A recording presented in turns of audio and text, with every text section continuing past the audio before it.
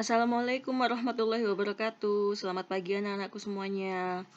Bagaimana kabarnya pagi ini? Pasti semangat semua ya. Nah, kali ini alhamdulillah kalian sudah masuk ke tema 2. Tema 2 ini berbicara tentang udara bersih bagi kesehatan. Jangan lupa siapkan alat tulis dan bukunya. Seperti yang kita bahas pada pertemuan kemarin, ciri-ciri makhluk hidup adalah satu bergerak dan yang kedua adalah bernafas. Ciri-ciri makhluk hidup bernafas ada pada manusia, tumbuhan, dan hewan. Tapi kali ini akan bawain bahas pernapasan pada hewan. Bagaimana hewan mamalia bernafas? Mamalia adalah hewan yang beranak dan menyusui. Mamalia ada dua yang hidup di darat dan di laut. Semuanya bernafas menggunakan paru-paru. Baik yang di laut, misalkan kayak seperti lumba-lumba. Lumba-lumba bernafas dengan paru-paru. Lumba-lumba mempunyai katup di badannya, jadi ketika dia meluncur ke permukaan air, maka katup itu akan terbuka dan ketika dia kembali ke air, katupnya akan tertutup. Kalau pada burung, burung bernafas melalui paru-paru dan pundi-pundi udara. Pundi-pundi udara digunakan burung bernafas ketika burung sedang terbang, tapi ketika dia sedang hinggap, maka dia bernafas melalui paru-paru. Amfibi adalah hewan yang hidup di air dan di darat. Untuk amfibi, katak, kodok, dan salamander, dia bernafas menggunakan paru-paru. Tapi ketika dia kecil, dia bernafas menggunakan insang. Untuk yang ikan ini bernafas dengan insang. Insang itu letaknya ada pada gambar buku paket kalian. Terdiri dari lembaran-lembaran insang. Lembaran ini fungsinya untuk pertukaran oksigen dan karbon dioksida. Kemudian cacing ini bernafas melalui kulitnya yang tipis dan basah. Jadi semua kulitnya itu bisa menyerap oksigen dan mengeluarkan karbon dioksida. Kemudian serangga ini bernafas dengan trakea. Trakea itu apa? Trakea adalah saluran udara yang memanjang dan bercabang-cabang membentuk saluran lebih halus yang disebut trakeol. Ketika kalian akan membuat kalimat tanya, yang kalian butuhkan adalah kata tanya. Kata tanya ada 5W1H. Ya. Yang pertama apa? Kata tanya apa ini digunakan untuk menanyakan benda, keadaan, atau perbuatan. Kemudian kata tanya siapa itu untuk menanyakan orang atau subjek. Pelaku. Untuk kata tanya di mana digunakan untuk menanyakan tempat. Dan untuk kata tanya kapan digunakan untuk menanyakan waktu. Untuk yang kelima, kata tanya bagaimana digunakan untuk menanyakan keadaan atau kejelasan tentang suatu hal. Kata tanya mengapa digunakan untuk menanyakan sebab atau alasan suatu peristiwa terjadi. Bernafas merupakan kegiatan tubuh yang tidak kita sadari. Bernafas adalah menghirup udara atau oksigen dan kemudian menghembuskan karbon dioksida. Organ pernafasan itu ada 3 ya anak-anak pada manusia. Tadi kan kita sudah mempelajari tentang pernafasan pada hewan. Sekarang kita akan belajar pernafasan pada manusia. 3 organ pernafasan manusia adalah hidung, tenggorokan, dan paru-paru. Ini adalah gambar 3 organ pernafasan manusia. Yang pertama adalah hidung. Hidung terdiri dari bulu hidung dan selaput lendir. Gunanya bulu hidung adalah menyaring udara agar kotoran tidak masuk ke dalam saluran pernafasan kita. Yang kedua adalah selaput lendir yang gunanya untuk mengatur suhu dan kelembapan udara agar sesuai dengan tubuh. Kemudian yang kedua adalah tenggorokan. Tenggorokan adalah saluran yang dilewati udara dari hidung menuju paru-paru. Jadi sebelum masuk paru-paru, dia akan melalui hidung kemudian tenggorokan. Di dalam tenggorokan ada tekak atau faring yang merupakan persimpangan antara saluran makan dan saluran udara, kemudian batang tenggorokan atau trakea, dan pangkal tenggorokan atau laring yang menghubungkan faring dengan trakea. Cabang trakea itu dinamakan bronkus, merupakan cabang trakea yang menuju paru-paru. Dan yang ketiga adalah paru-paru. Paru-paru ini letaknya di rongga dada. Di dalamnya rongga dada atau toraks. Di dalam paru-paru, bronkus bercabang membentuk bronkiolus. Bronkiolus bercabang lagi menjadi cabang yang lebih kecil yang ujung-ujungnya membentuk suatu kantong yang disebut alveolus. Di dalam alveolus ini terjadi pertukaran oksigen dan karbon dioksida. Proses pernafasan pada manusia berawal ketika kita menghirup udara. Udara yang kita hirup mengandung 80% nitrogen, 16% oksigen, dan sisanya CO2. Proses bernafas itu terdiri dari inspirasi atau menghirup udara dan ekspirasi, menghembuskan udara. Proses bernafas pada manusia dimulai dari hidung, kemudian udara masuk ke kerongkongan bagian atas, lalu masuk ke tenggorokan. Dari tenggorokan, diteruskan ke batang tenggorokan hingga sampai ke bronkus. Dari bronkus, masuk ke paru-paru melalui bronkiolus hingga ke alveolus. Di alveolus terjadi pertukaran oksigen dan karbon dioksida. Bernapas merupakan gerakan tubuh yang diatur oleh pusat pernafasan di otak. Mengapa kita perlu bernafas? Agar sel tubuh mendapatkan oksigen yang cukup untuk bekerja dan melakukan pertumbuhan. Pada umumnya, manusia bernafas antara 15 hingga 18 kali per menit. Frekuensi atau jumlah kita bernafas itu tadi dipengaruhi oleh beberapa faktor, yaitu umur. Bayi dan balita memiliki frekuensi bernafas lebih banyak dibanding orang dewasa karena volume paru-parunya lebih kecil dan sel tubuh sedang dalam posisi berkembang sehingga butuh banyak oksigen. Yang kemudian jenis kelamin. Frekuensi pernafasan wanita umumnya lebih banyak daripada laki-laki karena wanita umumnya memiliki volume paru-paru lebih kecil dari laki-laki. Dan yang ketiga adalah suhu tubuh. Ketika suhu tubuh kita semakin tinggi, semakin cepat pula frekuensi pernafasannya. Karena ini berhubungan erat dengan metabolisme tubuh. Dan yang keempat adalah kegiatan tubuh. Orang yang banyak melakukan kegiatan memerlukan banyak energi dibandingkan dengan orang yang tidak ada kegiatan, misalkan tidur atau santai. Sehingga orang yang lebih aktif atau lebih banyak kegiatan, lebih banyak oksigen untuk menghasilkan energi bagi tubuh. Karena itu frekuensi pernapasannya meningkat. Ketika kita bernafas, paru-paru kita mengembang dan mengempis melalui gerakan otot antara tulang rusuk dan diafragma. Apakah itu diafragma? Diafragma adalah selapis otot berbentuk lengkungan yang memisahkan rongga dada dan rongga perut. Nah, pada proses pernafasan dikenal dua jenis pernafasan, yaitu pernafasan dada dan pernafasan perut. Pernafasan dada adalah pernafasan yang melibatkan otot antar tulang rusuk.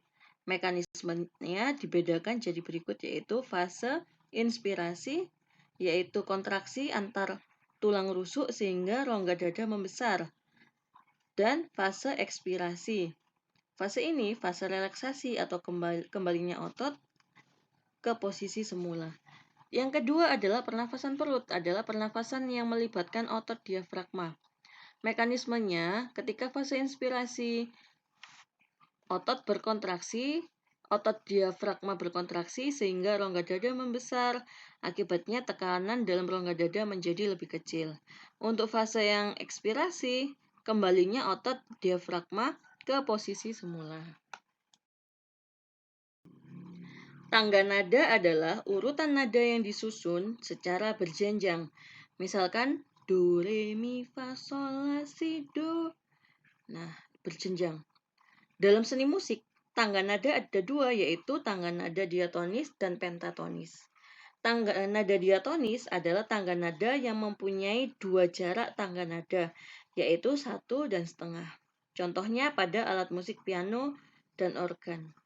Tangga nada diatonis ini ada dua, tangga nada diatonis mayor atau tangga nada yang susunannya berjarak 1,1,5, 1,1,1,5. Dan yang kedua adalah diatonis minor. Adalah tangga nada diatonis yang susunan nada-nadanya berjarak 1,5, 1,1,5, 1,1. Untuk tangga nada diatonis mayor biasanya bersifat riang gembira, bersemangat, diawali dan diakhiri dengan nada do, dan mempunyai pola interval yang disebutkan tadi. Untuk tangga nada diatonis minor biasanya itu bersifat sedih, kurang bersemangat, biasanya juga diawali dengan dan diakhiri dengan nada la. Untuk nada pentatonis itu tangga nada yang hanya mempunyai 5 nada pokok. Biasanya tangga nadanya ada yang menggunakan pelek dan selendro. Alat musik yang biasanya digunakan untuk tangga nada ini adalah gamelan.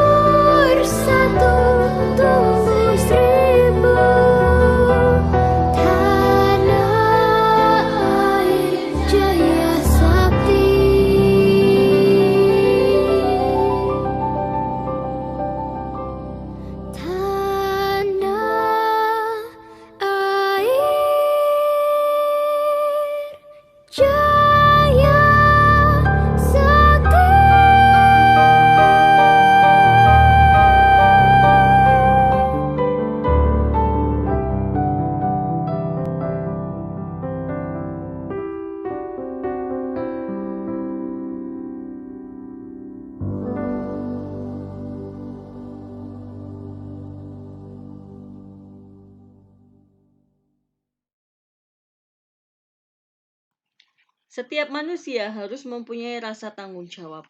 Apakah tanggung jawab itu? Tanggung jawab adalah kesadaran manusia akan tingkah laku atau perbuatannya yang disengaja maupun tidak sengaja. Tanggung jawab juga bisa berarti berbuat seperti perwujudan kesadaran akan kewajiban. Tanggung jawab ini bersifat kodrati ya anak-anak. Artinya, sudah menjadi bagian dari manusia.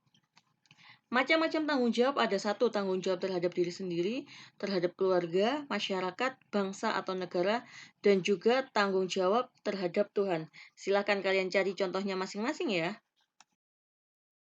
Apa saja bentuk tanggung jawab dalam masyarakat kalian? Yang pertama adalah menciptakan kerukunan dalam hidup bermasyarakat. Yang kedua, menjaga persatuan dan kesatuan di masyarakat. Yang ketiga, menciptakan lingkungan yang aman dan tertib.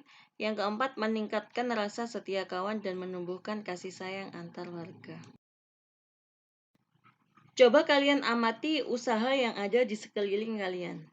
Biasanya usaha itu disesuaikan dengan bakat dan keterampilan masing-masing. Usaha dilakukan untuk memenuhi kebutuhan hidupnya. Kegiatan ekonomi di masyarakat sangat beragam. Jika kita kelompokkan ada beberapa bidang usaha. Yang pertama adalah usaha di bidang pertanian. Usaha di bidang pertanian ini karena Indonesia secara geografis banyak daratannya, ya. Nah, apa saja usaha di bidang pertanian ini? Apa saja usaha di bidang pertanian ini? Yang pertama adalah usaha di bidang pertanian itu sendiri, kemudian di perkebunan, peternakan, dan perikanan. Ada juga usaha di bidang perindustrian. Ini mengolah bahan mentah menjadi barang jadi. Kemudian usaha di bidang perdagangan. Dan yang selanjutnya adalah usaha di bidang jasa, usaha di bidang pertambangan, dan yang terakhir adalah usaha di bidang pariwisata. Coba kalian baca kembali pengertiannya dan contoh-contohnya. Kalian bisa buka buku paket kalian. Alhamdulillah penjelasan tentang subtema 1, tema 2 sudah selesai. Tugas kalian adalah mengerjakan soal-soal yang ada pada subtema 1 hingga evaluasi 1. Jangan lupa difoto dan dikumpulkan hasilnya, besok akan kita bahas. Assalamualaikum warahmatullahi wabarakatuh. Sampai jumpa besok.